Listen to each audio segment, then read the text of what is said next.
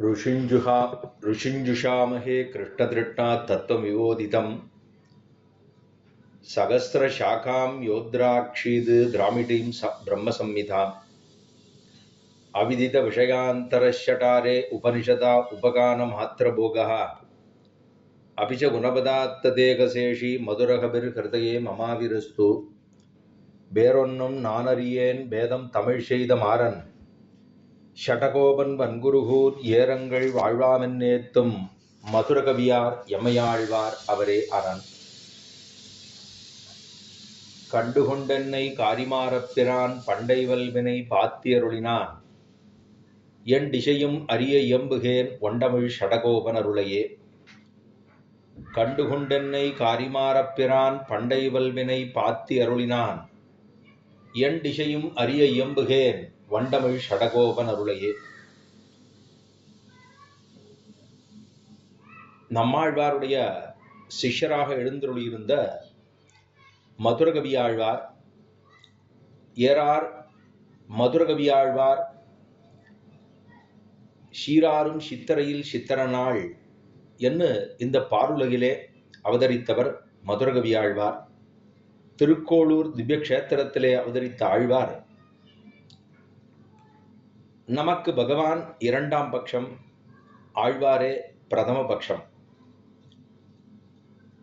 என்று ஆழ்வாருடைய திருவடிகளையே எல்லாமாக கொண்டவர் மதுரகவிகள். அந்த மதுரகவி ஆழ்வாருடைய பிரபந்தம் ஒன்றே ஒன்று, 11 பாசுரங்கள். இ11 பாசுரங்களாலே ஆழ்வாரையும் ஆழ்வாருடைய கல்யாண குணங்களையும் ஆழ்வாருடைய மேன்மையையும் அவருடைய புகழையும் அவருடைய சௌலபியத்தையும் அவர் தமக்கு பண்ண உபகாரத்தையும் அவருடைய புகழை இந்த உலகத்தை பரப்ப வேணும் என்பதையும் அவர் கொடுத்ததான பிரபந்தமே நமக்கு உயிர் மூச்சு என்பதையும் திரும்ப திரும்ப பறக்க பறக்க உபதேசம் பண்ணுகிறார், தெரிவிக்கிறார். போன பாசுரத்தாலே இன்னு தொட்டும் எழுமையும் எம்பிரான் என்று பிரான் அப்படிங்கிற ஒரு வார்த்தை உபயோகப்படுத்தினார் ஆழ்வார். பிரான் அப்படின்னு சொன்னால் உபகாரகன், நம்மை ரட்சித்துக் கொடுக்கக்கூடியவர் அப்படின்னு அர்த்தம். நமக்கு ஆறான ஒரு நல்லது ஒத்தாசை செய்தார்களே ஆனால் அவர்களை என்னன்னு சொல்லுவோம்? பிரான்னு சொல்லுவோம். பகவான் நமக்கு பண்ணக்கூடிய ஒத்தாசை என்பது இந்த பிறவித்துயரை நீக்குகிறான் எம்பெருமான். அதனால் அவரை பிரான் என்று சொல்லுகின்றோம்.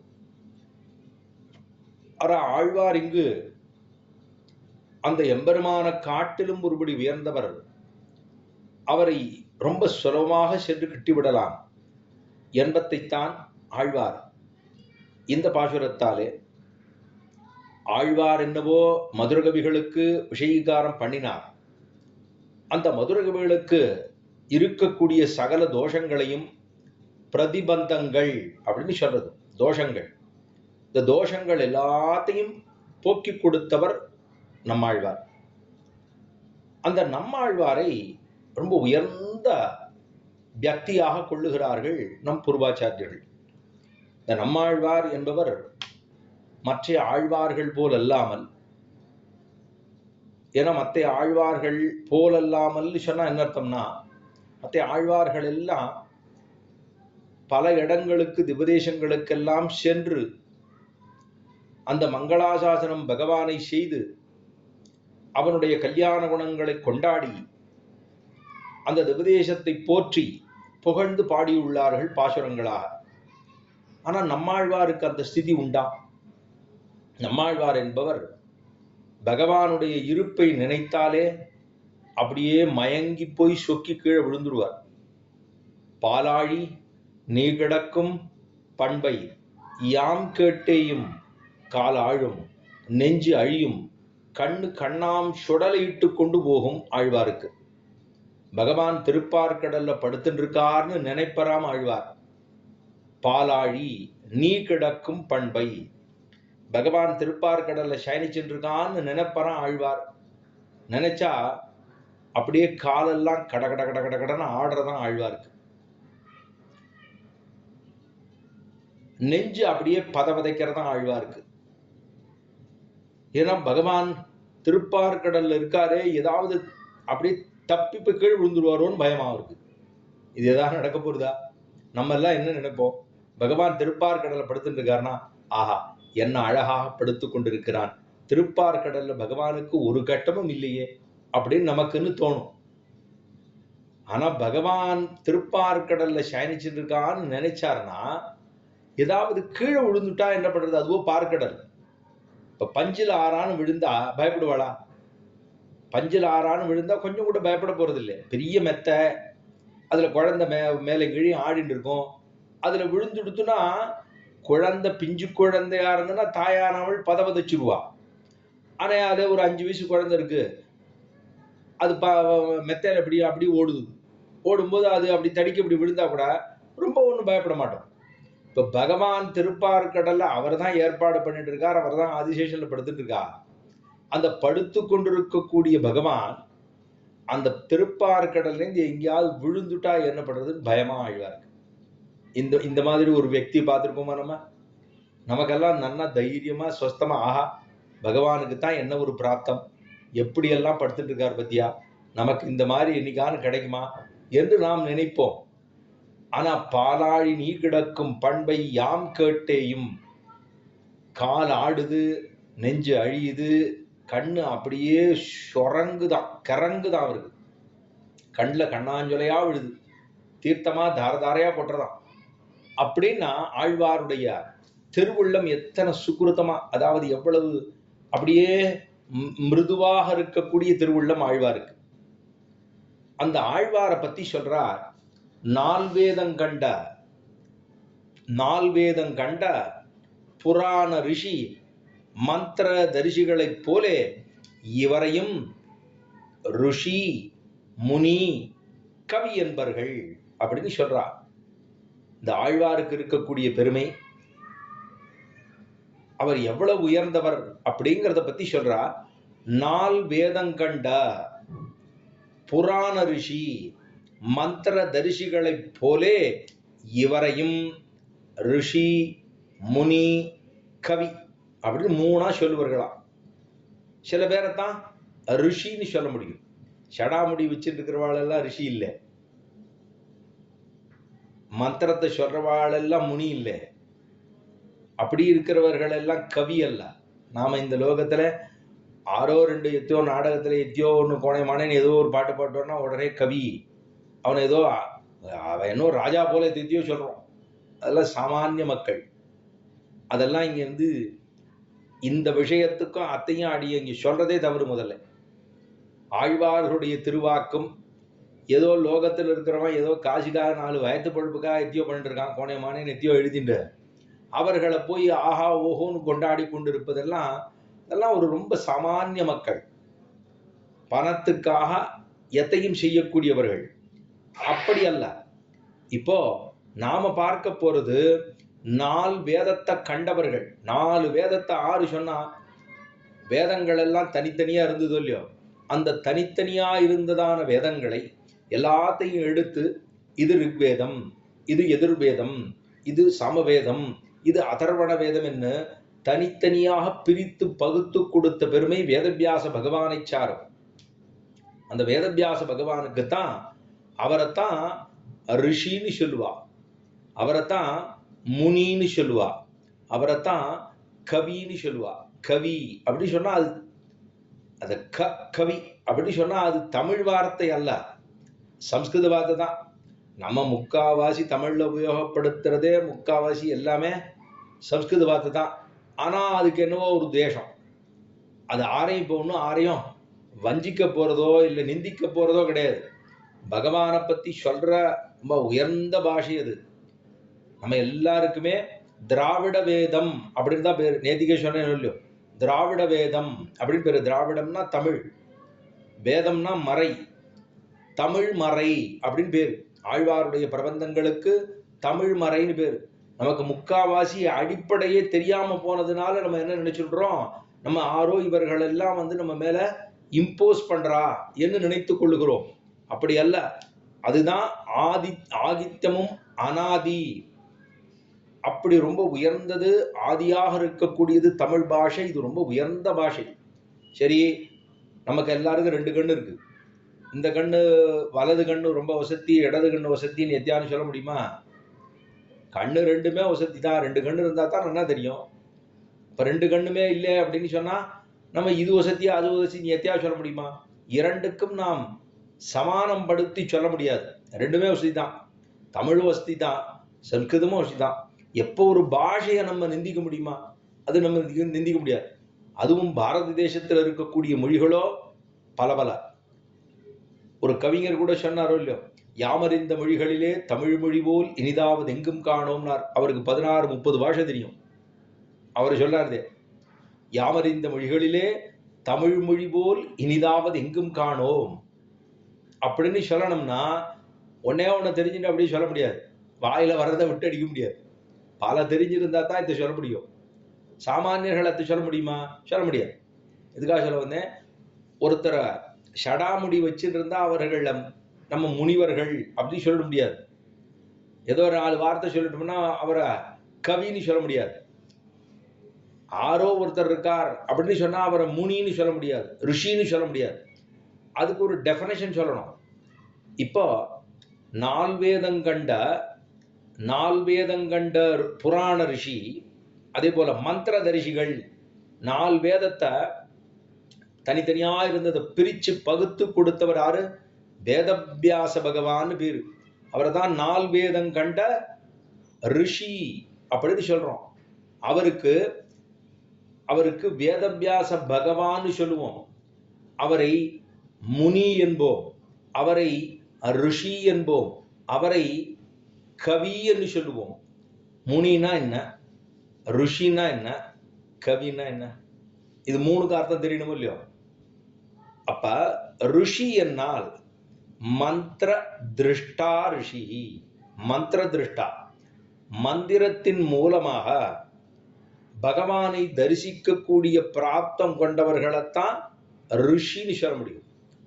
சும்மா ரிஷின்னு சொல்ல முடியாது. அவர் பெரிய ரிஷி அப்படின்னம்னா ரிஷி மாதிரி பார், விஸ்வாமித்திர ரிஷி மாதிரி கோபம் வருது அப்படின்பா. அப்ப ரிஷினா என்ன அர்த்தம்? மந்திரத்தின் மூலமாக பகவானை தரிசிக்கக்கூடியவர்களுக்கு ரிஷின்னு பேரு. அப்ப 4 வேதம் கண்ட வேதவியாச பகவானை ரிஷி என்று சொல்லுகிறோம். சரி, அதுக்கு மேல அவரை முனி என்று சொல்லலாமா? அப்படின்னா முனிவர்னு சொல்லலாமா? வேதவியாச பகவான முனின்னு சொல்லலாமா? வேதவியாசர் அப்படின்னா அவர் எவ்வளவு உயர்ந்தவர் தெரியுமா? எவ்வளவு பெரியவர் தெரியுமா? அவரோட பரம்பரையே பெரிய பரம்பரை. அவர் யாரு தெரியுமா? மேல பிரம்மா முதல்ல இருக்காரு இல்லையா, சதுர்முக பிரம்மா. பிரம்மாவனுடைய பிள்ளை வசிட்டர், வசிட்டருடைய பிள்ளை சக்தி, சக்தியினுடைய பிள்ளை பராசரர், பராசரருடைய பிள்ளை வேதவியாசர். அந்த வேதவியாசருடைய பிள்ளை தான் சுகபிரம்மம் அப்படின்னு கிளிமுகத்தை போல இருக்கக்கூடியவரா இருக்காரோ இல்லையோ, சுகபிரம்ம ரிஷி அப்படின்னு, சுகபிரம்ம ரிஷி அப்படின்னு சொல்லுவோம். அப்ப வேதவியாசர், அதாவது வேதவியாசர் என்பவர், அவருடைய தோப்பனார் பராசர மகரிஷி, அவருடைய தோப்பனார் சக்தி, அவருடைய தோப்பனார் வசிட்டர், அவருடைய தோப்பனார் நான்முக கடவுளை. அப்பனா எவ்வளவு பெரிய பரம்பரை அது! அவரை முனி என்று சொல்லலாமா? அப்படின்னா அவரை மனநசீலகா முனி. மனனம், யார் ஒருத்தன் மனனம் பண்ணிக்கொண்டே இருக்கிறானோ, யார் ஒருத்தன் பகவானை பத்தி நினைத்து கொண்டே சொல்லிக்கொண்டே இருக்கிறானோ அவனுக்கு முனின்னு பேர். சரி, அதுக்கு மேல கவின்னு ஆரை சொல்லலாம் அப்படின்னா முன்னோக்கு பார்வையாலே, முன்னோக்கி பார்க்கறது. அப்படி பிராட் விஷன் அப்படிங்கிற அளவு, பிராட் விஷன் அப்படின்னா அட்வான்டேஜ் திங்கிங், முன்னாடி பார்க்கறது, இன்னும் 10 வருஷத்துக்கு அப்புறம் என்ன நடக்கும் அப்படின்னு பார்க்கறது. அப்படி பார்த்து பிற்காலத்துல எல்லாம் ஒன்னா போயிடுமே என்பதற்காக அதை எல்லாவற்றையும் தனித்தனியாக பிரித்து பகுத்து தெளிந்து நம்ம எல்லாருக்கும் தெரிஞ்சுக்கிற மாதிரி கொடுத்தாரோ இல்லையோ, அதனால முனி என்னும் ரிஷி என்னும் கவி என்னும் வேதவியாச பகவானை சொல்லலாம். இது முதல். 2வது, அதே போல மந்திர தரிசிகள் அப்படின்னு சொன்னா புராணங்கள் 18 புராணங்கள் இருக்கு. அதாவது தாமச புராணம் 8, ராஜச புராணம் 8, அதே போல சாத்விக புராணங்கள் 8. அதாவது முதல்ல 6 புராணங்கள், இதுல 6, அதுல 6, அதுல 6, 3 18 புராணங்களா? 18 புராணங்கள் சாத்விகமா இருக்கிறது, அதே போல ராஜசமா இருக்கிறது, தாமசமா இருக்கிறது. 3 குணங்கள் இருக்கும் இல்லையா? ஒவ்வொருத்தருக்குமே எப்போதுமே ரொம்ப நல்லவாளா இருந்துருவோமா எல்லாரும்? சரி, எப்போதுமே ரொம்ப கோபக்காரரா இருந்துருவோமா எல்லாரும்? இல்லை எப்போதுமே எல்லாருமே ரொம்ப சோம்பலோட இருக்க போறோமா? இது 3மே சேர்ந்தாப்புல இருக்காது இல்லையோ? ஒரு நேரத்துல ஒரு மாதிரி இருக்கும். அப்ப இது 3 கலந்ததுதான் நம்ம எல்லாருமே. ரொம்ப நல்லவர் அப்படி சொன்னா அவருக்கு கோபமே வராதுன்னு அர்த்தமா? சரி, அவருக்கு தூக்கமே வராதுன்னு அர்த்தமா? அப்ப அவர் நல்லவராகவே இருக்க மாட்டாரா? எல்லாருக்குமே அது உண்டு. அது மாறி மாறி வரும். அப்ப இந்த புராணங்களை எல்லாம் அதை கொடுத்ததுன்னா ஆறு? சௌனக பகவான் ஒருத்தர் சொல்றமா இல்லையா? இந்த சௌனக ரிஷி அவரையும் என்ன சொல்லலாம்? மந்திரத்தாலே தெரிந்து கொள்ளுவார், அவரை முன்னோக்கிய பார்வையை கொண்டவர். இதெல்லாம் இருக்கிறதுனால அவர்களை முனின்னு சொல்லலாம், ரிஷின்னு சொல்லலாம், கவின்னு சொல்லலாம். அதே போல அதாவது நால்வேதங்கண்ட புராண ரிஷி மந்திர தரிசிகளைப் போலே இவரையும், இவர்னா ஆறு? நம்மாழ்வார். இந்த நம்மாழ்வாரை என்னன்னு சொல்லலாம்? ருஷி, முனி, கவி என்னலாம். இவரையும் மந்திர திருட்டாக மந்திரத்தின் மூலமாகவே பகவானை தரிசிக்கின்றபடியினாலே மற்ற ஆழ்வார்களுக்கு இவருக்கு இருக்கக்கூடிய பெருமையை சொல்ற போது, இவர் உட்கார்ந்த இடத்திலேருந்தே செவிப்பார் பெருமானை. சேவிப்பார்னு சொல்றதை காட்டிலும் அவர் இவர் இருக்கிற இருப்பை பார்த்துட்டு இவர் ரிஷியா இருக்கார், இவர் முனியா இருக்கார், இவர் கவியா இருக்கார். பெருமாள் பார்த்தார், இவரை நம்ம இருக்கிற இடத்துக்கு வரவழிக்க கூடாதுன்னா நம்ம தான் போகணும் அப்படின்னு பெருமாள் என்ன பண்ணுவாராம்? இவர் இருக்கிற இடத்துக்கு திருப்புலியாழ்வார் அடி வந்துடுவார். அப்பனா அந்த திருப்புலியாழ்வார் அடி எவ்வளவு பெருசு உயர்ந்தது? அந்த திருப்புலியாழ்வார் அடிய சேவிக்கணும் இல்லையோ? அதை சேவிப்பதே நமக்கு பலம். அந்த திருப்புலியாழ்வார் புளிய மரம் அப்படின்னு இன்னைக்கு இருக்கோ இல்லையோ, அந்த புளிய மரத்துக்கே உயர்ந்தது. அந்த புளிய மரம் எதை ஒப்பானது? ஆதிசேஷனுக்கு ஒப்பு அந்த புளிய மரம். பகவான் கீழிறங்கி வந்துட்டார்னா அவருக்கு ஆதிசேஷன் வேணுமோ இல்லையோ? சென்னால் குடையாம், இருந்தால் சிங்காசனமாம், நின்னால் மறுபடியாம், நீழ்கடலுள் இன்னும் புனையாம், மணிவிளக்காம், பூம்பட்டாம், புல்குமலையாம், திருமார்கரவுன்னு ஆழ்வாருடைய திருவாக்கு இல்லையா? ஆக பெருமாளே கீழிறங்கி வந்துட்டார் நம்மாழ்வாரா? யாரு? பெருமாளே கீழிறங்கி வந்துட்டார் நம்மாழ்வாரா? அப்ப பகவானே வந்துட்டார்னா அவருக்கு ஆதிசேஷன் வேணுமோ இல்லையோ? கொடை வேணுமோ இல்லையோ? அதுக்கு தான் புளிய மரம் வந்துடுது. இந்த ஆதிசேஷன் புளிய மரத்தை பார்த்தா நமக்கு எங்கெல்லாம் புளிய மரத்தை சேவிக்கிறோமோ, புளிய மரத்தை சேவிச்சா ஆஹா, இந்த மாதிரி ஒரு புளிய மரத்துக்கு உள்ளதானே ஆழ்வார் எழுந்தார் அப்படின்னு நமக்கு ஞாபகம் வரணும். அந்த புளிய மரம் அத்தனை உயர்ந்தது. ஆஹா, அவரையும் கவி என்று சொல்லலாம், முனி என்று சொல்லலாம், ரிஷி என்று சொல்லலாம். யாரை போல? வேதவியாச பகவானை போலே. அவர் 4 வேதத்தை கண்டவர். சரி, புராண ரிஷி தரிசிகள்னு சொன்னால் சௌனக பகவானை போலே இவரையும் என்னன்னு சொல்றோம்? ரிஷின்னு சொல்றோம், முனின்னு சொல்றோம், கவி என்று சொல்லுகின்றோம் அப்படின்னு ரொம்ப உயர்ந்த திருவாக்காக சொல்லுகிறார்கள் ஆழ்வார். சரி, நம்ம எல்லாருக்கும் அவரவர்களுக்கு நம்ம எல்லாரும் பிறந்ததனுடைய காரணம் என்ன அப்படின்னா, நம்ம என்ன சொல்லுவோம்? பிறந்ததுக்கு அப்புறம் வேணா சொல்லுவோம். ஆனா நம்ம பிறந்ததுக்கு காரணம் ஏதோ காரணம் உண்டு இல்லையோ? நம்ம ஒருத்தரும் பிறந்திருக்கோம், என்ன காரணமா இருக்கும்? ஆனா நம்ம நன்னா படிச்சு நன்னா வேலைக்கு போய் நல்லா பெரிய பெரிய வீடெல்லாம் கட்டி நிறைய பணம் காசெல்லாம் வச்சுட்டு நம்ம சந்ததிகளுக்கெல்லாம் பணத்தை சேர்த்து வச்சுட்டு போயிட்டோம். இதை போல ஒரு முட்டாள் தானே இருக்க முடியாது. என் சந்ததிகளுக்கு நான் சேர்த்து வைக்கிறேன்னு சொல்றதே கொஞ்சம் கொஞ்சம் அல்பமான விஷயமா தான் இருக்கும். என்னது இப்படி சொல்றாளே அப்படின்னா, அதுதான் யாரு யாரு எத்த அனுபவிக்க போறோம்னு யாருக்கு தெரிய போறது? நம்ம அவரவர்கள் பிறந்ததுன்னு சொன்னா எல்லாம் இதால பிறந்திருக்கோம், கர்மாவினுடைய வசியத்தையினாலே பிறந்துள்ளோம். எல்லாருக்கும் கர்மா இருந்திருக்கு. கர்மாவே இல்லைன்னா யாரும் பிறக்க போறது இல்லை. கர்மா இருக்கு. சரி, இந்த கர்மா இருந்துருதுன்னா அந்த கர்மாவை போக்கணும் இல்லையோ? அதை எப்படியாவது கழிக்கணும். கழிக்கணும்னா கழிச்சு கட்டணும்னு சொல்ல முடியாது. கழிக்கணும்னா அதுக்கு இந்த பாவம், அந்த கர்மாங்கிறது, இந்த பாபம் இருந்ததுனால் அத்தை ஏதோ ஒரு விதமா நம்ம போக்கணும். எப்படி போக்கலாம்? இப்ப 4 வர்ணங்கள் இருக்கு. பிராமண, க்ஷத்ரிய, வைசிய, தாசன்னு சொல்லிட்டு 4 வர்ணங்கள் இருக்கு. இப்ப ஒவ்வொருத்தருக்கும் ஒவ்வொரு விதமா இந்த கர்மாவை போக்க வேண்டும். சிலருக்கு ஹரின்னு சொன்னாலே ஓஹோன்னு புண்ணியம் கிடைக்கும். சிலருக்கு ஹரின்னு சொன்னா அவரவருடைய வர்ணம், இப்போ பிராமணர் அப்படின்னு சொல்லிட்டார்னா அவர் 3 காலம் சந்தியாவந்தனத்தை பண்ணியே ஆகணும். மற்ற பேருக்கு பண்ணணுமா? அது பண்ணுங்கிற அவசியமே இல்லையா? சரி, இவர் உயர்ந்தவரா? உயர்ந்தவரெல்லாம் இல்ல. அவர் சந்தியாவந்தனத்தை பண்ணினா தான் பிராமணியமே சித்திக்கும். அவர் பிராமணனா இருக்கணும்னா 3 வேளை இவர் சாப்பாடு 3 வேளை சாப்பாடுன்னு சொல்லிட்டு இருப்போம் பெருமையா. இந்த 3 வேளை சாப்பாடெல்லாம் பெருமையே கிடையாது, சிறுமை, ரொம்ப தாழ்ந்தது. 3 வேளையில சாப்பிடக்கூடாது. 3 வேளை சாப்பிட்டோம்னா, அதாவது 3 வேளை சாப்பாட்டுக்கு ஒவ்வொன்றுக்கும் ஒவ்வொன்று விளக்கம் கொடுக்குறான். 3 வேளைன்னா 3 வேளை சாப்பிட்டோம்னா, ஒரு வேளை சாப்பிட்டா அவனை யோகின்னு சொல்றான். ஒரே வேளை அவர் சாப்பிட்டாருன்னா யோகி. ஆழ்வார் சாப்பிடவே இல்லை. அப்புறம் அவர் என்ன சொல்லணும்? பகவான் தான் சொல்லணும். ஏன்னா பகவானுக்கு சாப்பிட்றது கிடையாது, இவருக்கு சாப்பிடலை. அப்ப அவர் யோகி. சரி, ஒரு வேளை சாப்பிட்டா யோகி. 2 வேளை சாப்பிட்டுட்டாலே அவனை போகின்னு சொல்றோம். போகின்னா ரொம்ப ஆனந்தமா இருக்காருன்னு அர்த்தம். 3 வேளை சாப்பிட்டான்னு சொல்ல ரோகி. ரோகின்னா வியாதி. 3 வேளை சாப்பிட்டா வியாதி தான் மிஞ்சும், வேற ஒன்னும் மிஞ்சாது. அப்படின்னா என்ன அர்த்தம்? ஒரு வேளை சாப்பிட்றதுக்காக எது சம்பாதிக்கலாமா? சம்பாதிக்கலாம், போலாமா வரலாமா, இருக்கலாமா போலாமா, எல்லாம் பண்ணலாம். ஆனா 3 வேளை சாப்பிட்டோம்னு சொன்னால் அவனை ரோகி, வியாதிக்காரன் என்று தான் சொல்ல வேண்டும். சரி, இந்த பாவங்கள் எல்லாம் போக்குறதுக்கு அனுஷ்டானம்னு பண்ணணும். அனுஷ்டானம்னா இப்ப 3 வேளை சந்தியாவந்தனாதிகளை பண்ண வேண்டும். அவனுக்கு வெளியில போயிட்டு வந்துட்டா காலை சுத்தி பண்ணி கொண்டுதான் உள்ளே செல்ல வேண்டும். இப்ப ஏதோ கைகால நம்ம போனோம்னா ஆசமனத்தை பண்ண வேண்டும்.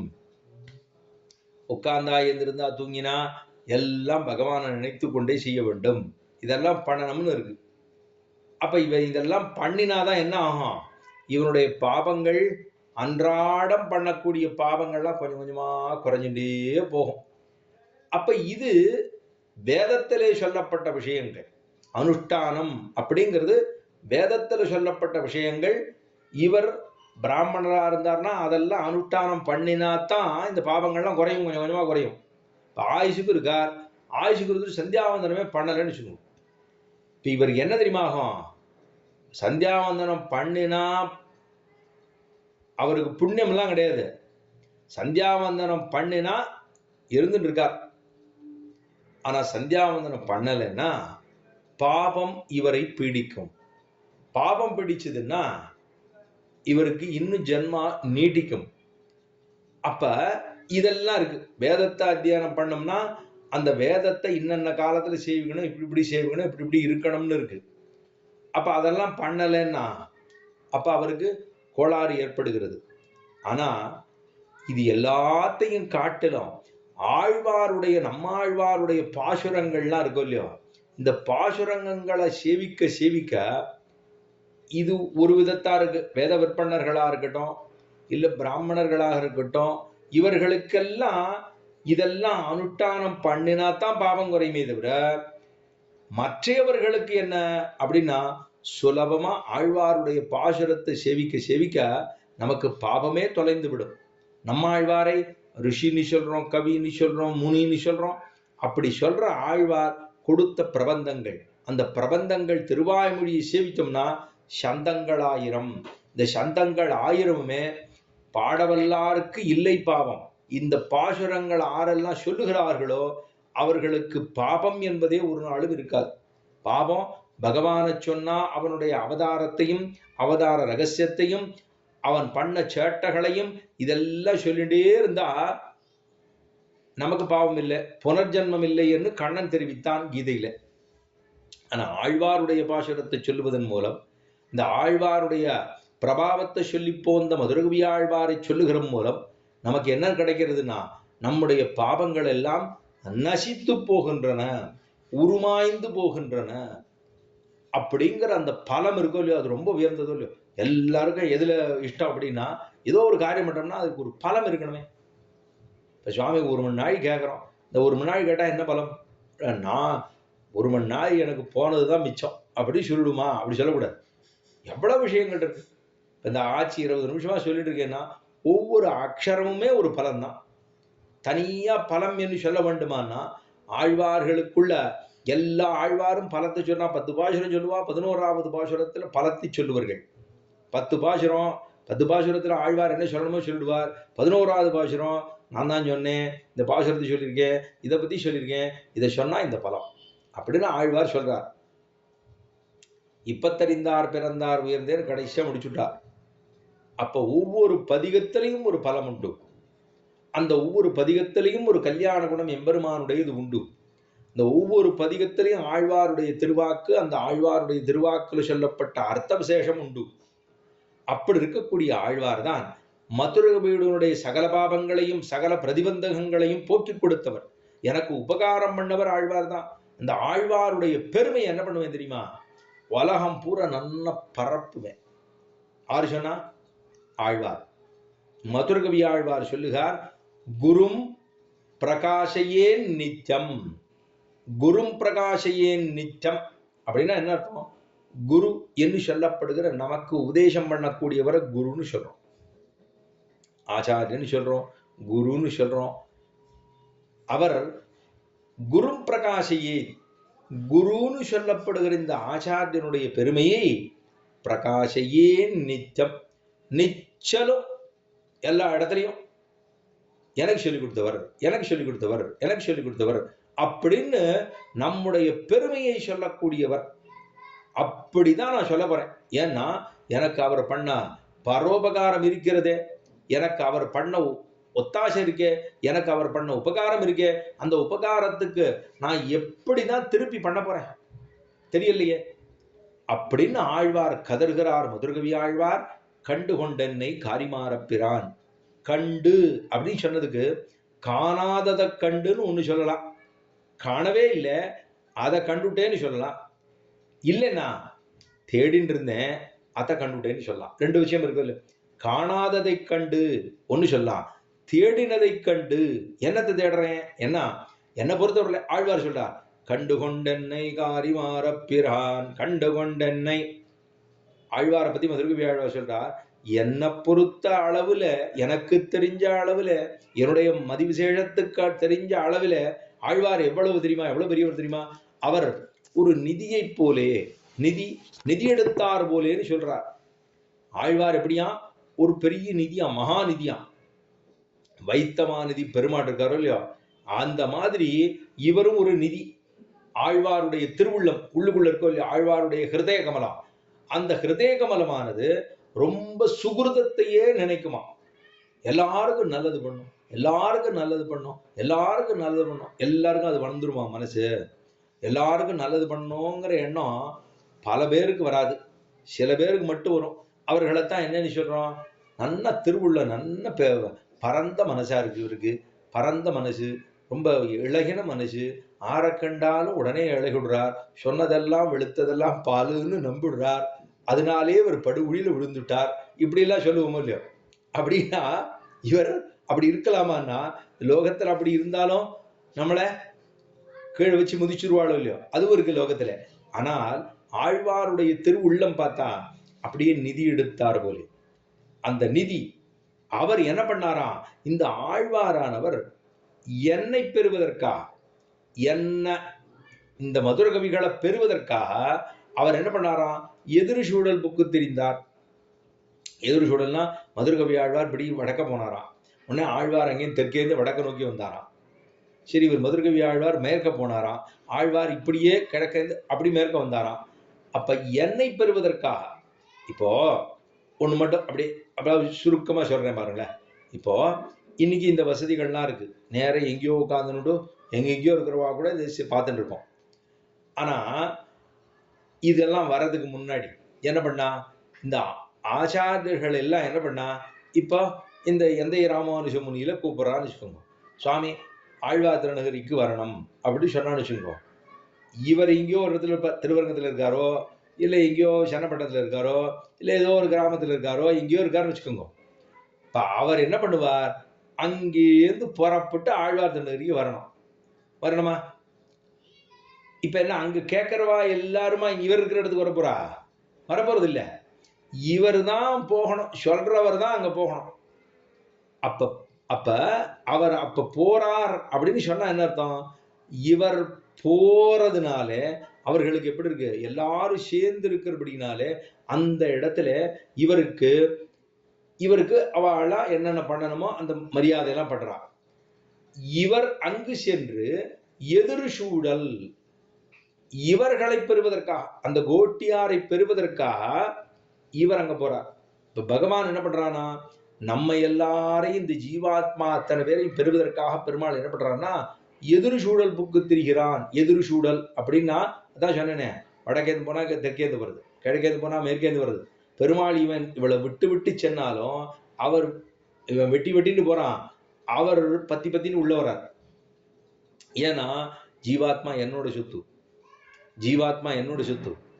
ஒரு வீடு இருக்கு, நான் வீடா இவர் பக்கத்துல வருது, இவன் தான் வீட்டை பார்க்க போறான், அது மாட்டு அப்படியே உட்கார்ந்துருக்கும். அதே போலதான் பகவான் சுவாமியாக இருக்கக்கூடியவன் ஸ்வம்மை நோக்கி செல்கிறான்.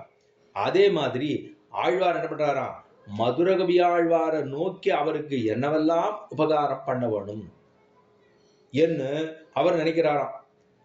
அப்படி போக்தாரம் யக்ய தபசாம் சர்வலோக மகேஸ்வரம் சுகிருதம் சர்வபூதானாம் என்று பகவான் கண்ணன் கீதையிலே தெரிவித்தார் போல, போக்தாரம் யக்ய தபசாம் சர்வபூத மகேஸ்வரம், சர்வலோகங்களுக்கும் மகேஸ்வராக இருக்கக்கூடிய எம்பெருமான் சுகிருதம் சர்வபூதானாம்.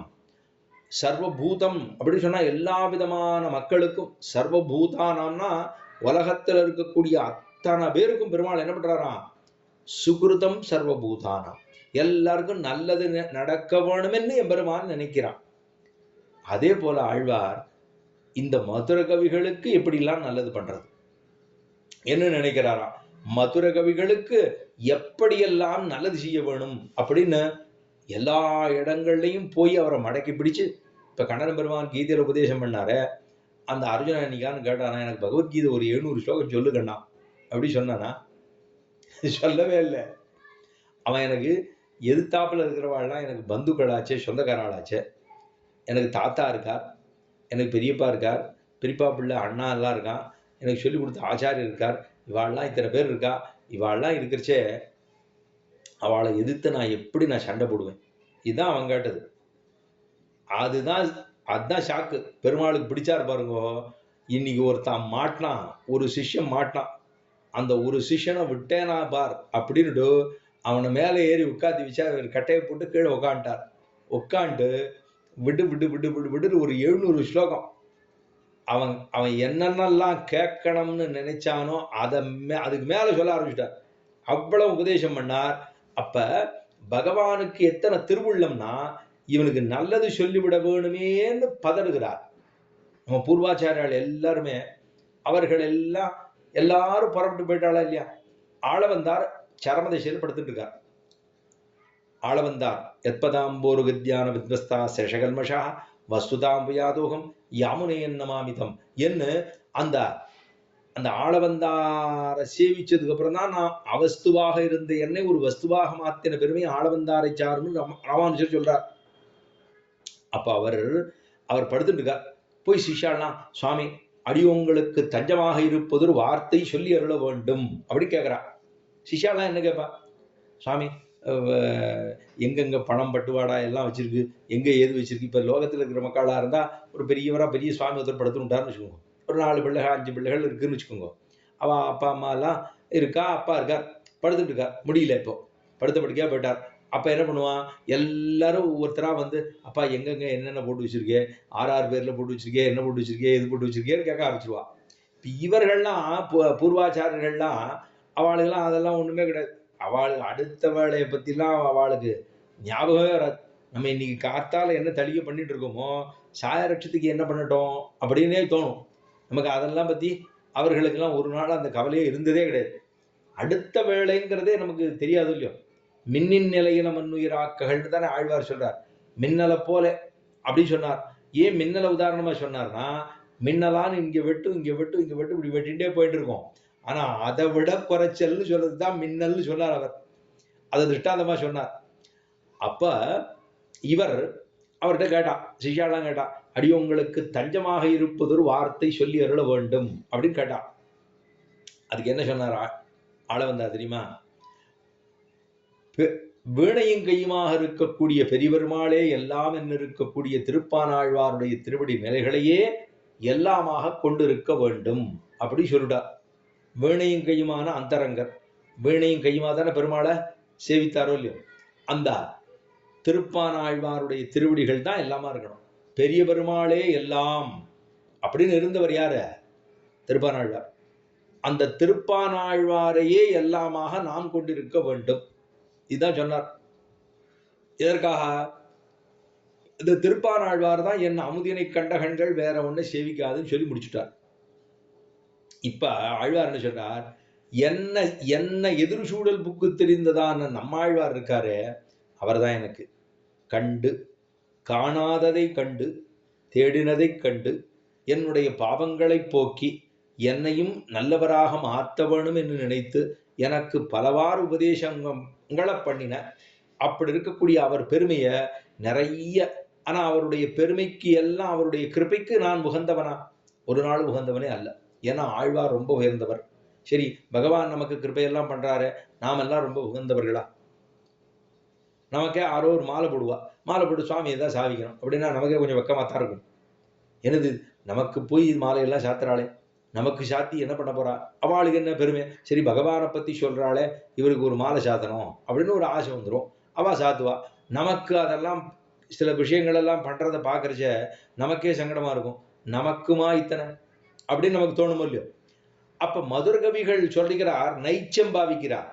நம்மளுக்குன்னா நமக்கு இருக்கிறத நம்ம சொல்லிட்டு இருக்கோம். ஆனா மதுர கவிகள் நைச்சம். ஆழ்வாருடைய கிருபைக்கு நான் உகந்தவனா? பாத்திரமானவனா? பாத்திரமானவனே இல்லையே. ஆனாலும் ஆழ்வார் என் மேல இப்படி கருணையை பொழிகிறாரே.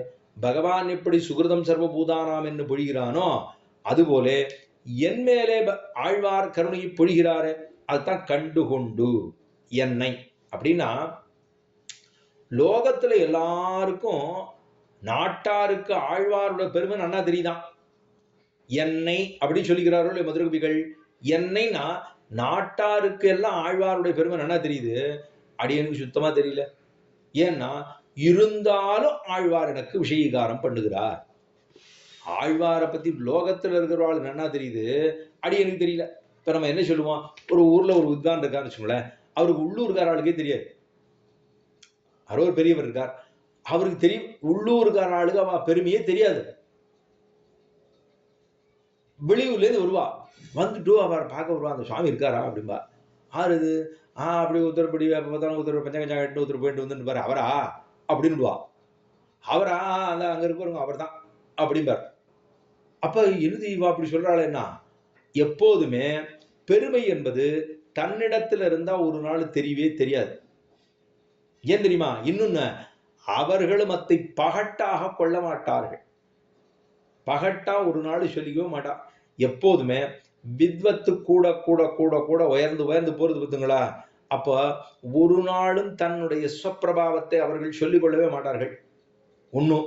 ரெண்டாவது, அவர்களுக்கு அந்த பெருமையெல்லாம் கொடுக்கணும்னு எதிர்பார்க்கவும் மாட்டார்கள். மூணாவது, அதை எதிர்பார்த்தால் அதுவே ஒரு பெரிய பாவம். அப்ப ஒருத்தனுக்கு அது அது உயர்ந்து போக உயர்ந்து போக உயர்ந்து போக நெல்மணியோடு இருக்கக்கூடிய கதிர் எப்படி தாழ்ந்து தன்னுடைய தலையை வணங்கி இருக்கிறதோ அது மாதிரி இருக்க வேண்டும் என்று சொல்றா. சரி, கண்டுகொண்டென்னை காரிமாரப்பிரான், கண்டுகொண்டென்னை காரிமாரப்பிரான், காரிமாரப்பிரான்னு சொன்னார். போன பாசுரத்துல சொன்னாரோ இல்லையோ, அவர் இன்னதொட்டம் எழுமையும் எம்பிரான் நின்னதன் புகழ் வேத்தவருளினான் உண்ணமாட திருக்குறுகூர் நம்பி என்னமென்னை இகழ்விலன் காண்மினே கண்டுகொண்டென்னை காரிமாரப்பிரான். ரெண்டு பாசுரை தொடக்கமா தொடர்ச்சியா பிரான் பிரான்னார். பிரான்னா என்ன சொல்லியிருக்கேன்? உபகாரகன். நமக்கு ஆறு உதவி செய்தார்களோ அவர்களுக்கு உபகாரகன் அப்படி சொல்லணும். ஆச்சாரியர் பக்களிலே உபகார ஸ்மிருதி இருக்க வேண்டும். நமக்கு ஆறு சொல்லி கொடுக்குறாளோ அவர்களை ரொம்ப உயர்வா நினைத்துக் கொள்ள வேண்டும். அதுதான் குரும் பிரகாஷையே நித்தியம். இது சாஸ்திர வாக்கியம். சாஸ்திரம் சொல்லுது குருவை படுத்துவது ஆருக்கு அழகு தெரியுமா? சிஷ்யனுடைய அழகு. சிஷ்யனுக்கு என்ன இருக்கணும்? குருவை பிரகாசம் பண்ணும். அவரே போய் எல்லா இடத்துலயும் நான் தான் சொல்லிக்க மாட்டார். அவர் முதல்ல அவருக்கு சொல்லிக்கவும் தெரியாது, சொல்லிக்கவும் மாட்டார். ஆறு பண்ணணும்? அவருடைய சிஷ்யர்கள் தானத்தை பண்ண வேணும். அதுல பார்த்தோம்னா இப்ப நம்மாழ்வார் எழுந்துள்ளி இருந்தார், நம்மாழ்வார் அவரே சொல்லி அவரே எழுதினாரா? அது முடியாது. பல இடங்கள்ல பார்த்தோம்னா ஒண்ணுமில்லாத அல்பனா இருப்போம். அவர்களால கூட இப்போ ஒரு பொது காரியத்துக்கு வந்துட்டோம்னு வச்சுக்கோங்களேன், அவர்கள் வீட்டை ஒரு நாள் பார்த்துருக்கவே மாட்டா. இப்ப நமக்குன்னா வீடு வாசல் அது இதுன்னு வச்சுட்டு இருக்கோம். இப்ப நம்மாழ்வாருக்கு என்ன இருந்தது? ஒண்ணுமே இல்லை. பகவானை நினைக்கிற பொழுதே 3 இடங்கள்ல திருவாய்மொழி சொல்லுகிற பொழுது 3 இடங்களிலே மயக்கம் போட்டு கீழே விழுந்தார் ஆழ்வார். இது நமக்கு 6 காலம் நடக்குமா? நம்ம எல்லாம் எவ்வளவு சாஸ்வதமா இருக்கோம். திருவாய்மொழியை கேட்டுட்டு இன்னும் மனம் திருடமா இருக்கு. நம்மளெல்லாம் எப்படி எதுக்காக இவெல்லாம் அழுகிறா, என்ன நினைச்சுட்டு அழறானே தெரியலையே, நமக்கு ஆச்சரியமா இருக்கும். சுவாமி இவர் எதுக்காக அழுகிறார் தெரியலையே. அவருக்கும் தெரியாது இவர் எதுக்காக அழுகிறாருன்னு, அவருக்கே தெரியாது. தொண்டை விக்கிச்சு போகும். எதுக்கு சொல்றார், எதுக்கு பண்றார் அப்படின்னா பாக்குறவாளுக்கு வினோதமா இருக்கும். இவர் எனதுக்காக அழறார் சுவாமி, இது என்ன யாராலும் திட்டுட்டாளா, இல்ல வச்சுட்டாளா, இல்ல என்ன ஆச்சு, இவருக்கு ஏதாவது கட்டம் வந்துருதா, திடீர்னு கை வலிக்குதா, கால் வலிக்குதா, எதுக்காக அழுகிறாரே தெரியலையேன்னா ஆக்லாத அதாவது இதை சொல்ற போதே புலகீகிருத காத்திரவான் சதா பரகுணா விட்டா திரட்டபியா சர்வதீகிபிகி என்று சாஸ்திரமே சொல்லுகிறது. ஆக்லாத நேத்ராம்புகு புலகீகிருத காத்திரவான் சதா பரகுணா விட்டா திரட்டபியா சர்வதீகிபிகி அப்படின்னா ஒரு பக்தன் பகவானுடைய கதைகளை பேசி அதை சொல்லி கேட்டு மகிழ்ந்து தெளிந்து ஆடி பாடி இதெல்லாம் சொல்றானோ இல்லையோ, அது சொல்ற போது கண்ணு அப்படியே கண்ணுல குளங்குளமா ஜலமா கொட்டணுமா, அப்படியே கையில மயிர் கூச்ச தெரிய வேண்டுமா, கத்கத ஸ்வரமாக போக வேண்டுமாம். அப்படியே கழுத்துலேருந்து அந்த அந்த தொண்டைக்குடியிலேருந்து வர்ற வார்த்தைகள் அப்படியே கத கத கத கதனா அப்படியே கத்கத ஸ்வரமா வரணுமா. இப்படி இருக்கக்கூடிய ஒரு பக்தனை பார்ப்பதே சிறந்ததுன்னு சொல்றா. இந்த கண்ணு பெற்ற பயனே அதுன்னு சொல்றா. எதுக்காக சொல்ல வந்தேன்? இந்த உபகாரம் பண்ணினாரே பிரான் பிரான் என்று சொன்னாரே ஆழ்வார், போன பாசுரத்திலையும் பிரான்னார், இந்த பாசுரத்திலையும் பிரான்னார். விடாம சொல்லிட்டு என்னுடைய ஆழ்வான் எனக்கு பிரான், பெருமாள் பிரான் அல்ல, ஆழ்வார் தான் பிரான். ஏன்னா எனக்கு நிறைய ஒத்தாசை பண்ணிருக்கார். என்னை இந்த ஆத்மாவை உஜ்ஜீவிக்கிறதற்காக அவர் எவ்வளவு உபதேசம் பண்றார் எனக்கு, அதனால பிரான்னார். சரி பிரான்னு சொல்லிவிட்டாரே, போன பாசுரத்துல இன்னதொட்டம் எழுமையும் எம்பிரான் எம்பிரான்னார். இந்த பாசுரத்துல அங்க எம்பிரான்னார் இல்லையோ, பெருமாளை சொல்லல, ஆழ்வார சொல்றார். இப்ப இந்த பாசுரத்துல தான் திரும்பவும் சொல்றார், நான் ஈஸ்வரனை ஒரு நாளும் பிரான்னு சொல்லவே கிடையாது. யார சொல்லல? ஈஸ்வரனை சொல்லவே இல்லை. பெருமாளை பிரான் நான் சொல்லல. யார தெரியுமா சொல்றேன் பிரான்னு? ஆழ்வாரத்தான் பிரான் என்று சொல்லுகிறேன். அதனாலதான் ஈஸ்வரன்னு நீங்க எல்லாம் நினைச்சுட கூடாது. பகவானைத்தான் பிரான்னு சொல்றாரு போல இருக்கு. அவர் தானே கை காலு கண்ணு மூக்கெல்லாம் கொடுத்தார், அதனால அவரைத்தான் நான் கொண்டாடுறேன். இப்ப நம்ம பெத்தெடுத்து தாயார் தோப்பனார அவர்கள் நம்மை ஈன்றெடுத்தார்கள். அவர்களுக்கு பண்ண வேண்டியது அவர்களை நல்ல விதமாக பார்த்து கொள்வது, போவது, வழங்குவது எல்லாம் நம்ம பண்ணணும். ஆனா அவர்கள் இந்த சரீரத்தை கொடுத்தவர்கள் அவர்கள். ஆனா நமக்கு ஞானத்தை கொடுத்த இருக்காரு, ஆச்சாரியர் இருக்காரு, அவர் இவர்களை காட்டிலும் உயர்ந்தவர்கள். என்ன சுவாமி தப்பா சொல்லிடுறேன்? தப்பு இல்லை, சரியதான். ஆச்சாரியர்கள் ஞானத்தை கொடுக்கிறார்களோ இல்லையோ, இவர்கள் உயர்ந்தவர்கள் தான். அது ஆறு தவறெல்லாம் சொல்லவே கிடையாது. ஆனா ஆச்சாரியர்கள் கொடுக்கக்கூடிய ஞானம் இருக்கே, அது இந்த சரீரத்தை கொடுத்ததான தாய் தமப்பனார்களை காட்டிலும் உயர்ந்தவர்கள் அவர்களே. அப்படி அவர் அதனால என்ன பண்றார், திரும்ப திரும்ப பிரான்னு நான் பகவானை சொல்லவே இல்லைங்கிறார். நமக்கு உடனே கோபம் வரும். எனது பெருமாளை கூட பிரான்னு சொல்லக்கூடாதா? ஆழ்வார், மதுர்கவி ஆழ்வார் தொடர்ச்சியா என்னதொட்டமிழமே எம்பிரான் கண்டு கொண்டென்னை காரிமாற பிரான். நான் அவர் சொல்றத பிரான்னு சொல்லிட்டு ஒருவேளை பெருமாளை சொல்றாரோ நம்ம நினைச்சிடுவோம்னுட்டு அவர் ஜாகிரதையா காரிமாற பிரான். நான் காரிமாறனைத்தான் சொன்னேன். ஏன்னா ஆழ்வாருக்கு மாறன்னு பேரு, அவருடைய தோப்பனாருக்கு காரின்னு பேரு. அப்ப காரி மாறன்னா லோகத்துல இருக்கக்கூடிய குழந்தைகளை போலல்லாமல் மாறி, அந்த குழந்தைகள் பிறந்தால் அழுகுமே அதற்கு மாறி, குழந்தைகள் பிறந்தால் பாலமுது உண்ணுமே அதற்கு மாறி, குழந்தைகள் பிறந்தால் அஞ்ஞானத்தாலே துண்டு துவளுமே அதற்கு மாறி.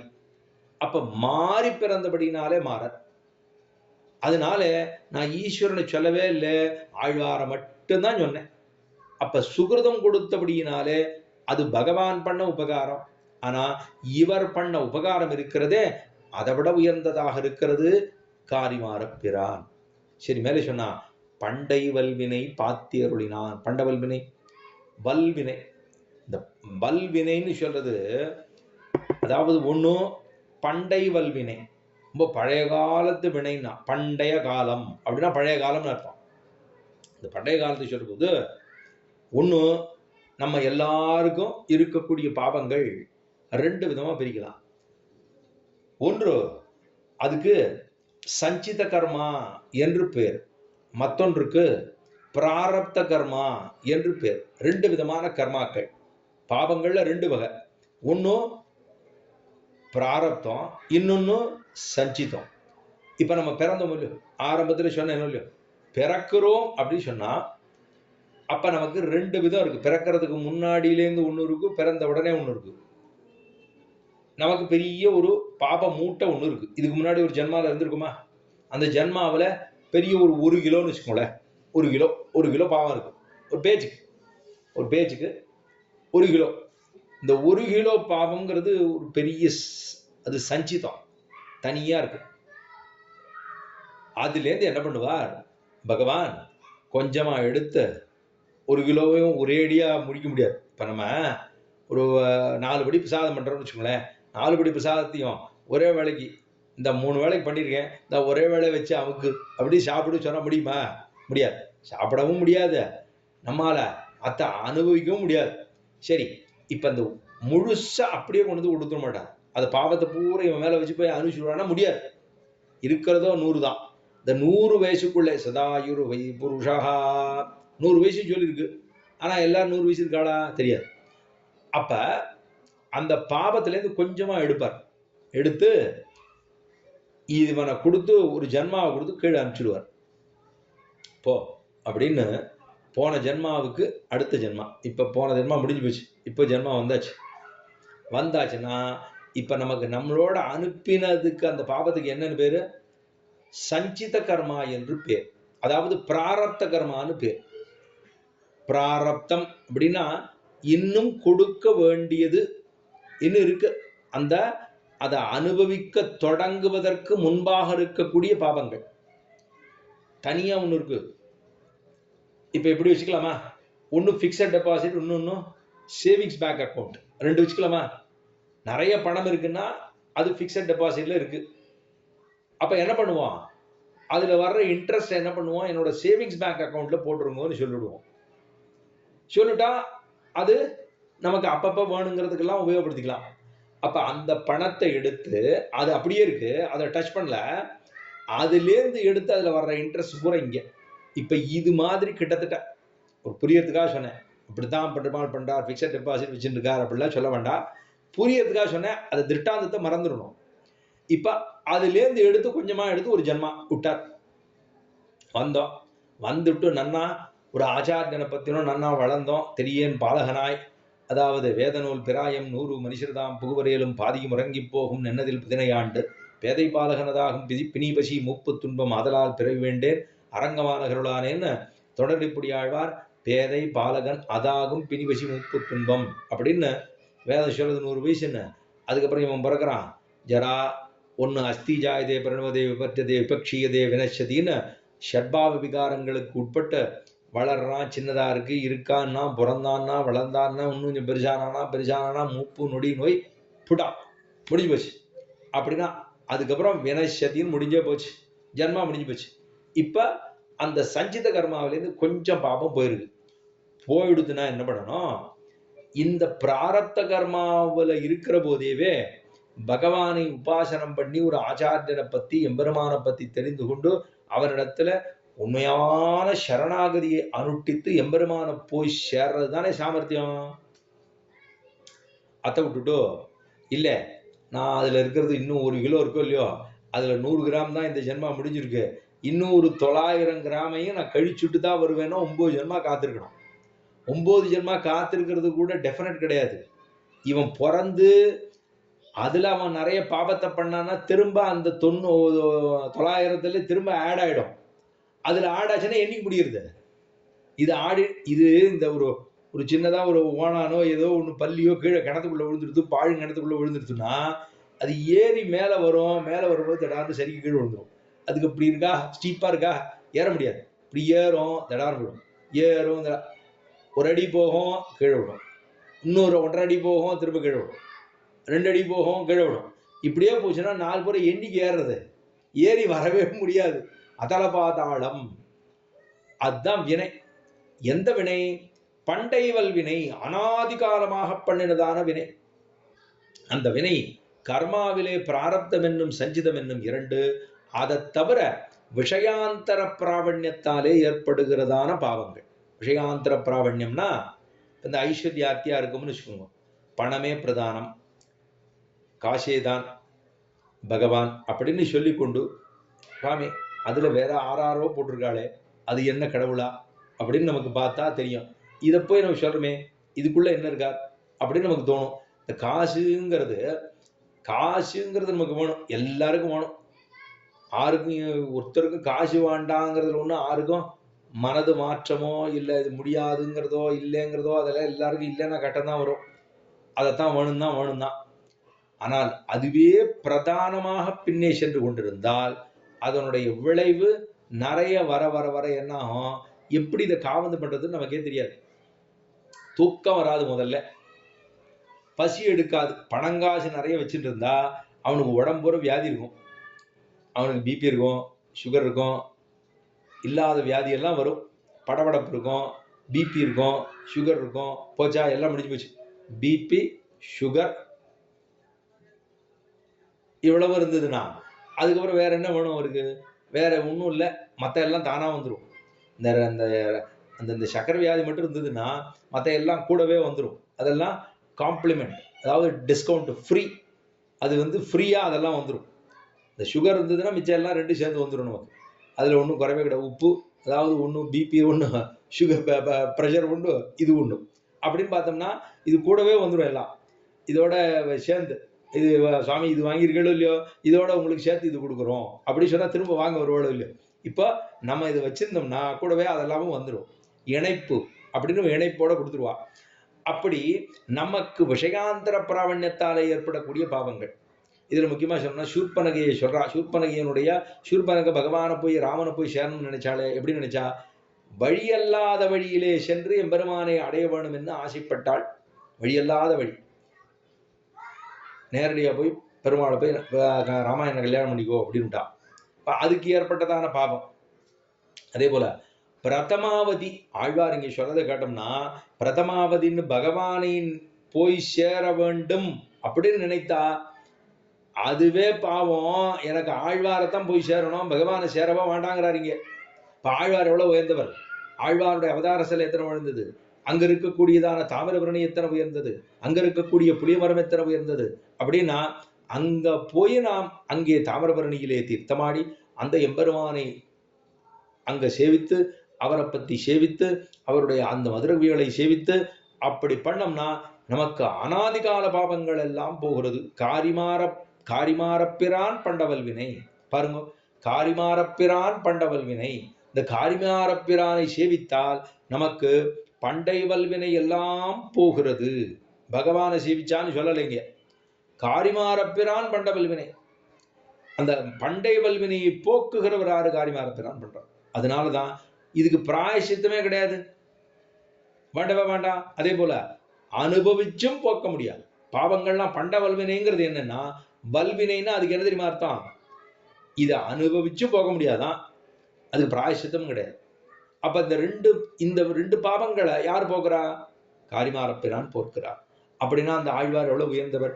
பாற்றி அருளினான். அந்த பாற்றி அருளினான்னா நசிப்பித்து கொடுத்தார். தீயினில் தூஷாகும் செப்பு திருப்பாவில் பார்த்தோம் இல்லையா? தீயினில் தூஷாகும் செப்புன்னா தாமோதரனை செப்பினால், தாமோதரன் அப்படிங்கிற திருநாமம் பகவானை, அந்த தாமோதரனை மாயனை மன்னபடமதுரை மைந்தனை துயபுரணியில முனைத்தரைவனை ஆயுர்குலத்தில் தோன்றும் மணி விளக்கை தாயக்குடல் விளக்கம் செய்த தாமோதரனை தூயோமாய் வந்து நாம் தூமலர் தூவித்தொழுது வாயினால் வாடி மனதினால் சிந்திக்க போயவழியும் புகுதிருவான் நினைவும் தீயினில் தூஷாகும் செப்பு. சொன்னமா இல்லையா? பகவானை சேர்வதற்கு முன்பாக இருந்த பாவங்கள், பகவானை அனுபவிக்க ஆரம்பித்ததற்கு பிற்பாக தெரிந்தோ தெரியாமலோ செய்கின்ற பாவங்கள், இது எல்லாமே அது தெரிஞ்சுக்கிறதுக்கு முன்னாடி தெரிஞ்சினதுக்கு அப்புறம் அப்படி இருக்கக்கூடிய பாவங்கள்லாம் போகும் அங்க தாமோதரனை செப்பினால். இங்கே காரிமாரப்பிரானை சேவித்தாலே நம்முடைய பாவங்கள்லாம் நசித்து போகிறது. தீயினல் தூஷாகும் போறது. ஆழ்வார் பெரியாழ்வாருடைய பாசுரம், சும்மனாதே கைவிட்டோடி தூர்கள் பாய்ந்தனவேன்னு செரித்தாரோ இல்லையோ? சும்மனாதே கைவிட்டோடி தூர்கள் பாய்ந்தன. இந்த பாவங்கள்லாம் நசிப்பித்து போயித்து, பக்கத்திலே இல்லை அப்படின்னு சொன்னாரோ இல்லையா? அங்கே அது மாதிரி உருமாய்ந்து போகும்படி பண்ணினார் ஆழ்வார். பாற்றி அருளினான் என்னதொட்டம் எழுமையும் எம்பிரான் நின்னதன் புகழ் ஏத்தவருளினான் குன்னமாட திருக்குறுகூர் நம்பி பண்டவல் வினை. அதாவது இன்னதொட்டம் அடுத்த பாசுரம் இந்த, அதாவது காரி கண்டுகொண்டென்னை காரிமாரப்பிரான் பண்டை வல்வினை பாற்றி அருளினான். பாற்றி அருளினான் அப்படின்னா நசிப்பிக்கிறது ஒண்ணும், நசிப்பித்து அருள் பண்ணுவது ஒண்ணும். எப்படி? யாருக்கோ அடிபட்டுடுதுன்னு வச்சுக்குவோம், எங்கேயோ அடிபட்டுடுதுன்னா என்ன பண்ணுவோம்? முதல்ல அடிபட்டுடுதுன்னு இதுக்கு தான் சொன்னேன், ஏன் அடி போனியா வந்தியா அப்படின்னு அவளை 2 அடி அடிச்சோம்னா அது ஏற்கனவே பயந்து போய் கிடக்கு, அதுல வேற இன்னும் 2 அடி போட்டா அப்ப அவர்களை ஒண்ணு இல்லை சரி அப்படின்னு ஆஸ்வாசம் பண்றது, அவர்களை ஆஸ்வாசப்படுத்தி அதுக்கப்புறம் அதுல மருந்து வேற சேர்க்கிறமோ இல்லையோ? அப்ப அதுக்கு அந்த பாபத்துக்கு பாபம் என்பதை உணர்த்தும்படியாக அல்லாமல், அதுதான் சொன்னேன், இந்த மாதிரி பண்ணியா அதான் வேணும் நல்லா வேணும் அப்படின்னு சொல்லக்கூடாது. அவர்களுக்கு என்ன பண்ணணும்? ஆஸ்வாசப்படுத்த வேண்டும் முதலிலே, அதுக்கப்புறம் அதுக்கு மருந்து கொடுக்கணும். அந்த மருந்து கொடுத்துட்டோம்னா பாற்றி அருளினான், பாவங்கள்லாம் உருமாய்ந்து போயிட்டு நசிப்பித்தது. மேலே சொல்றார், பாற்றி அருளினான். எனக்கு இவ்வளவு உபகாரம் பண்ணிருக்காரு ஆழ்வார், நான் என்ன பண்ணணும்? பிரத்யுபகாரம் பண்ண வேணும் என்று ஆசைப்பட வேண்டும். பிரதி உபகாரம் பண்ணணுமே, அவர் பண்ண உபகாரத்துக்கு பண்ண முடியுமா? இப்போ நம்ம தாய் தந்தை வீட்டில் எல்லாரும் பிறந்தோம், எல்லாரும் 20-25 வயசு இருந்தோம், அம்மா அப்பாவோட இருந்தோம். எவ்வளவு சாப்பிட்டுருப்போம்? அம்மா அப்பாவோட இருந்தா இந்த அம்மா அப்பா என்னைக்காலும் நமக்கு ஒரு நாள் சொன்னாடா நிறைய சாப்பிட்றியே அப்படின்னு என்னைக்காலும் எந்த தாய் எந்த தோப்பனாரும் சொல்லியிருக்காரா? ஒரு நாளைக்கு 4 வேளை கூட சாப்பிட்டுருப்போம், 5 வேளை கூட சாப்பிட்டுருப்போம். பசிக்குதா சாப்பிட அப்படின்னு கொடுக்கட்டுமா, இது பண்ணட்டுமா அது பண்ணட்டுமான்னு தாய் எத்தனை பரிபோடு சொல்லுகிறாள். தந்தை நம்ம சாப்பிட்றத பார்த்துட்டு போட்டுக்கடா, இன்னும் கொஞ்சம் போட்டுக்கடா, சாப்பிட்றா, நன்னா வளர வேண்டாமா, சோப்பலாங்கியே இருக்கக்கூடாது, நன்னா சாப்பிட்டா தானே அப்புறம் படிக்க முடியும் அப்படின்னு நமக்கு அவ சொல்லுவா. இதை பிள்ளை அப்பா பெரியவன இப்போ ஏன் இப்படி பண்ற, எப்ப பார்த்தாலும் எத்தையும் ஒன்று சாப்பிட்டே இருக்கியே அப்படிமாவும் சொல்லலாமா? சொல்லக்கூடாது. ஆனா இவன் பிள்ளையானவன் தமப்பனார் வீட்டிலே எத்தனை சாப்பிட்டானோ அது போல தமப்பனார் பிள்ளை வீட்டில் வந்து சாப்பிட்றாரோ? கிடையவே கிடையாது இல்லையா? ஒரு நாளும் கிடையாது. இப்போ அவர்கள் பண்ணதான உபகாரம், தாய் தமப்பனார்கள் நமக்கு பண்ண உபகாரத்துக்கு நம்ம அவர்களுக்கு என்ன உபகாரம் பண்ண போறோம், என்ன பண்ண போறோம் அப்படின்னா தெரியாது. இருக்கிற வரைக்கும் அவர்களுக்கு நாம் உபகாரம் பண்ணி கொண்டுதான் இருக்க வேணும். அதை நான் என்ன பண்ணுட்டேன்னு சொல்லி முடிச்சிட முடியுமாண்ணா? முடியவே முடியாது. இப்போ ஆழ்வாருக்கு என்ன தோத்துறது? எனக்கு தாயாரை போலே தமப்பனாரை போலே அன்னையாயத்தனாய் என்னையாண்டிடும் தன்மையானாக இருக்கக்கூடிய ஷடகோபன் இருக்காரு, காரிமாரப்பிரான் இருக்காரு. அந்த காரிமாரப்பிரானுக்கு நான் திரும்ப பண்ணணும்னு நினைக்கிறேன். என்ன பண்ணுவேன்? எண்டிசையும் அரிய இயம்புகேன். 8 பக்கமும், 8னா 10 பக்கம், அதாவது திக்கெட்டும் அப்படிங்கிற அளவு இல்லையோ. 8 திசை, கிழக்கு மேற்கு வடக்கு தெற்கு இருக்கு, அதுக்கப்புறம் தென்கிழக்கு தென்மேற்கு வடமேற்கு வடகிழக்கு எல்லாம் இருக்கு. 10 பக்கமும் எப்படி சொன்னாரு? அதாவது விஸ்வம் ஜெகதாபவது அப்படின்னு ஜாம்பவான் எப்படி சொன்னாரோ, எண்டிசையும் அரிய இயம்புகேன். 8 பக்கமும் என்ன சொல்லுவேன்? எல்லாருக்கும் சொல்லுவேன். என்னன்னு சொல்லுவேன்? விஷயம் தெரிஞ்சிருக்கிறவாளுக்கு சொல்லுவேன், விஷயமே தெரியாத இருக்கிறவாளுக்கு சொல்லுவேன். என்ன சொல்லுவேன்? என்னுடைய ஆழ்வார் இருக்காரே அவரை போல உண்டா? குரும் பிரகாஷயேத் நித்யம் குரும் பிரகாஷயேத். என்னுடைய குருவினுடைய பெருமையை சொல்லுவேன். எண்டிசையும் அரிய இயம்புகேன். 8 பக்கமும் போவேன், சொல்லுவேன். என்னோட குருவை போல உண்டோ, என்னுடைய குருவை போல உண்டோ? ஏன்? அறிஞ்சவாளுக்கு சொல்லுவேன், அறியாதவாளுக்கு சொல்லுவேன், தெரிஞ்சவாளுக்கு சொல்லுவேன், தெரியாதவாளுக்கு சொல்லுவேன், புரிஞ்சவாளுக்கு சொல்லுவேன், புரியாதவாளுக்கு சொல்லுவேன். எல்லாருக்கும் என்ன சொல்லுவேன்? புரிஞ்சவாளுக்கும் புரிய வைப்பேன், புரியாதவாளுக்கும் புரிய வைப்பேன், தெரிஞ்சவாளுக்கும் தெரிய வைப்பேன், தெரியாதவாளுக்கும் தெரிய வைப்பேன், அறிஞ்சவாளுக்கும் அறிய வைப்பேன், அறியாதவாளுக்கும் அறிய வைப்பேன். இத்தனை சொன்னார். சுவாமி ஏன் சுவாமி இவ்வளவு எல்லாம் சொல்லி அப்படின்னா, ஆழ்வார் அதனை சொன்னார். பகவான் விஷயத்திலே ஆழ்வார் என்னவெல்லாம் செய்தாரோ, ஆழ்வார் விஷயத்திலே மதுர கவிகள் செய்கிறார். பகவான் விஷயத்துல ஆழ்வார் என்ன சொன்னார்? தொண்டீர் எல்லீர் உம்மாரீர் தொழுது தொழுது நின்னாத்த பொலிக பொலிக பொலிக போயித்து வல்லுயிச்சாபம். தொண்டீர் எல்லீரும் மாறீர் தொழுது தொழுது நின்னாத்த. அதாவது 4ஆம் பத்து 10ஆம் திருவாய்மொழியில ஒன்னும் தேவம் உலகம் உயிரும் மத்தும் யாதுமில்லாவன்னு முடிஞ்சுது.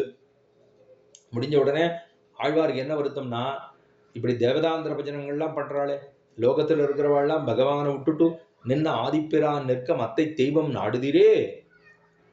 ஆழ்வார் ஆதிநாத பெருமாள் நிற்கிறாரே, ஆதிநாத பிரான் பெருமாள் நிற்கிறார், நின்ன ஆதிப்பிரான். ஆதிப்பிரான் பெருமாள் இவர்தான் ஆதி பிரான், உபகாரகன் ஆதி.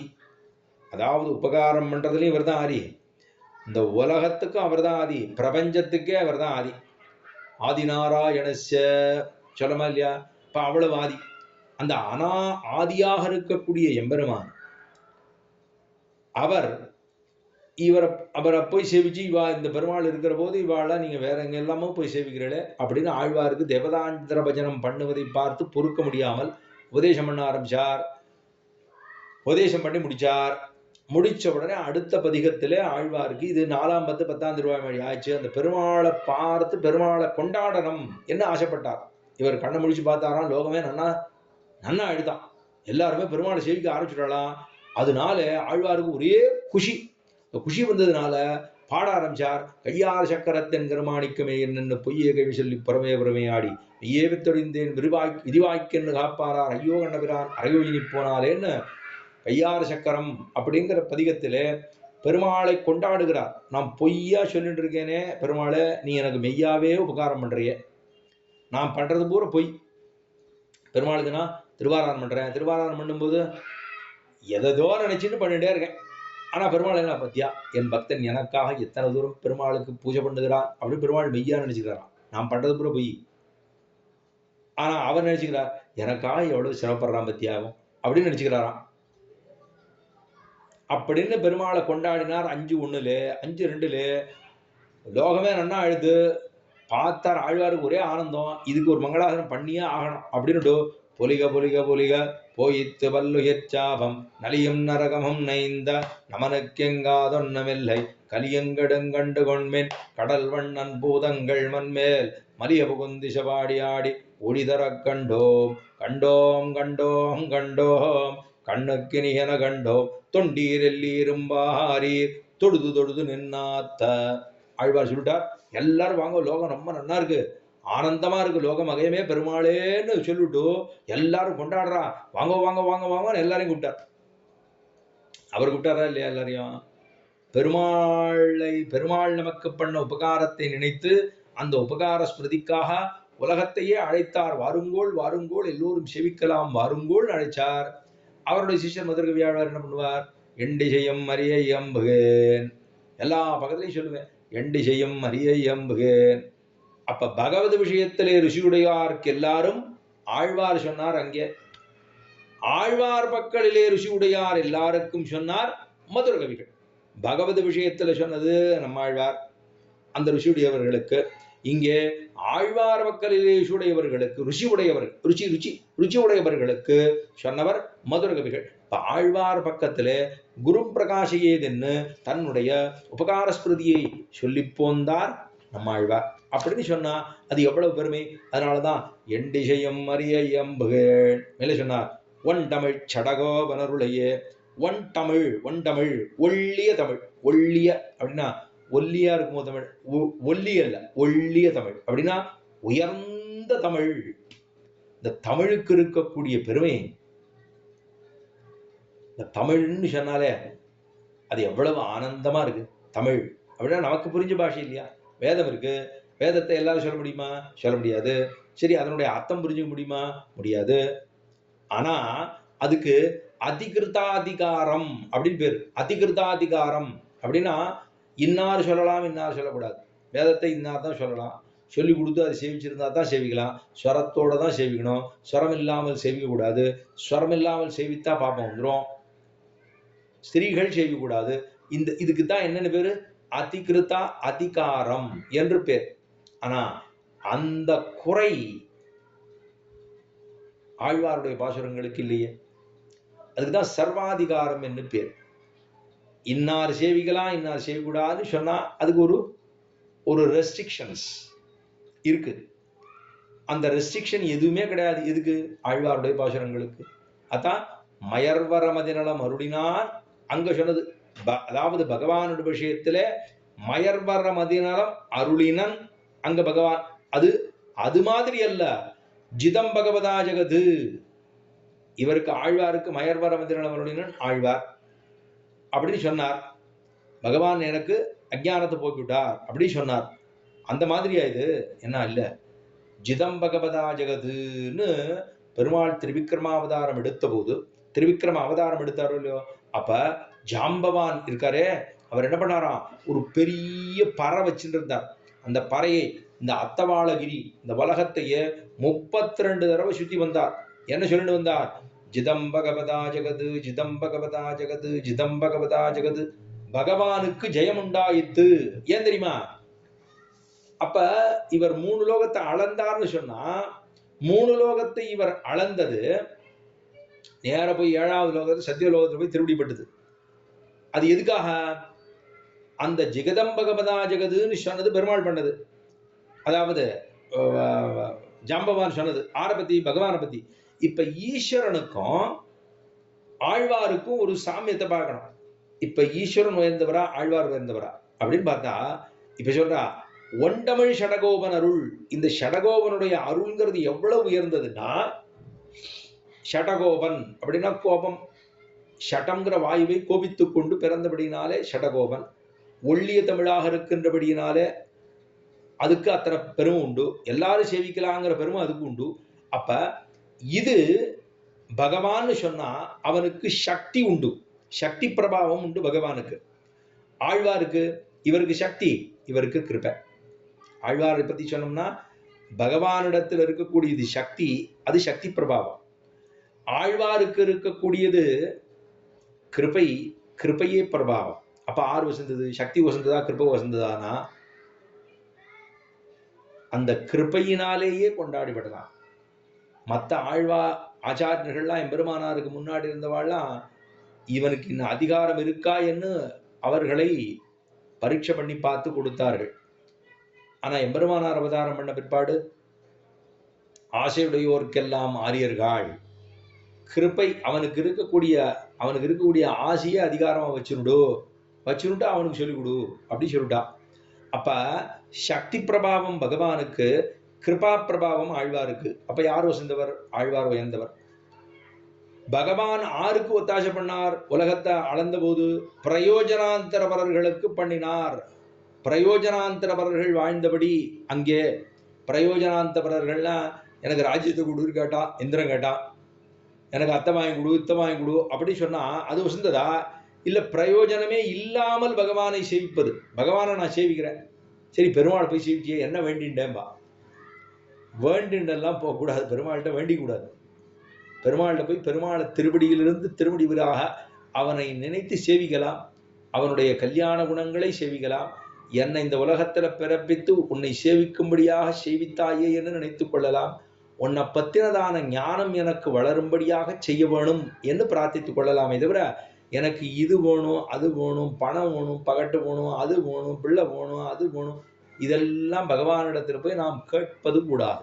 அது பகவானிடத்துல என்ன கஷ்டமா இருக்கும்னா, என்னிடத்துல இவ்வளவு மோட்சமே கொடுக்கறதுக்கு இருக்கேனே இவன் எத்தையோ கேட்கறானே. ஒருத்தர் 1000 ரூபா கொடுப்பார், அவர்கிட்ட போய் சாமி ஒரு 10 ரூபா கொடுத்துருவீரா அப்படின்னு கேட்டோம்னா நமக்கு அவருக்கு முதல்ல அவர் என்னன்னா என்னிடத்துல வந்தானேன்னு முதல்ல கோபம் வந்துடும். என்னோட தரத்தை எப்படி இவன் மட்டப்படுத்திட்டான் பார் அப்படின்னு கோபம் வந்துடுமா இல்லையா? அது செய்யலாமா? கூடாது. அதனால சக்தி பிரபாவம் பகவானுக்கு, கிருபா பிரபாவம் ஆழ்வாருக்கு. அனன்ய பிரயோஜனர்களுக்கு பண்ணபடி ஆழ்வாருடைய கிருபை, பிரயோஜனாந்தரவர்களுக்கு பண்ணபடி பகவானுடைய அவர்கிட்ட கிருத்திரிம வியாபாரம் உண்டு. பெருமாள் இன்னார இப்படி பண்ணணும், இன்னார இப்படி பண்ணணும்னு பெருமாளுக்கு தெரியும். ஆனா இங்கே ஆழ்வாருக்கு கிருத்திமம் என்னால் என்னன்னே தெரியாது. அகிருத்திம பிரபாவம்னு சொன்னா ஆழ்வார் எவ்வளவு சாது கோட்டிகள் கொள்ளப்படுவர்னு பெரியாழ்வாருடைய திருவாக்குண்டு. அப்ப எவ்வளவுன்னா அகிருத்திரிம வியாபாரம். இவர் ஆழ்வார் பார்த்தாரு, இவர்கிட்ட என்ன தோஷம் இருக்கு எது தோஷம் இருக்குன்னு ஒண்ணுமே பார்க்காமல் மதுர கவிகளிடத்திலே அத்தனை கிருபையை பொழிந்தவரன்னும் ஆழ்வார். ஒண்டமிழ் ஷடகோபனருளையே, ஒண்டமிழ்னா ஒள்ளிய தமிழ். அதுக்கு இந்த அருளை, இந்த ஆழ்வாருடைய கிருபையை பெறுவதற்கு எத்தனை தூரம் அந்த மதுரகவி ஆழ்வார் தானும் பாரித்தார். என்னுடைய ஆழ்வாரே நமக்கு எல்லாம், எனக்கு ஈஸ்வரன் உயர்ந்தவர் என்பது இல்லை, எனக்கு சொல்லிக் கொடுத்த ஆழ்வாரே, என் மேலே கிருபையை பொழிந்த ஆழ்வாரே, என் மேலே கருணையை சொன்ன ஆழ்வாரே, எனக்கு ஞானத்தை பொழிந்த ஆழ்வாரே, என்னுடைய மயர்வர மதிநலத்தை போக்கினதான ஆழ்வாரே, மயர்வர மதிநலத்தை கொடுத்த ஆழ்வார் இவர்தான். அப்படிங்கிறதான் இப்பாசுரத்தாலே ஆனந்தமாக கொண்டாடுகிறார் ஒண்டமிழ் ஷடகோபனருடைய. கண்டுகொண்டென்னை காரிமாறப் பிரான் பண்டவல் வினை பாத்தி அருளினான் எண்டிசையும் அறியை அம்புகேன் ஒண்டமிழ் ஷடகோபனருளையே என்று இந்த பாசுரத்தை முடிக்கிறார். அப்படி சொன்னதான மதுர கவிகளினுடைய திருவடிகளுக்கு பல்லாண்டு பாடிக்கொண்டு, ஆழ்வாருடைய திருவடிகளுக்கு பல்லாண்டு பாடிக்கொண்டு அமைகிறேன். ஸ்ரீமதே ரமஜாமாத்ரு முனீந்திராய மகாத்மனே ஸ்ரீ ரங்கவாசினே புயாத் நித்யஸ்ரீ நித்யமங்கலம்.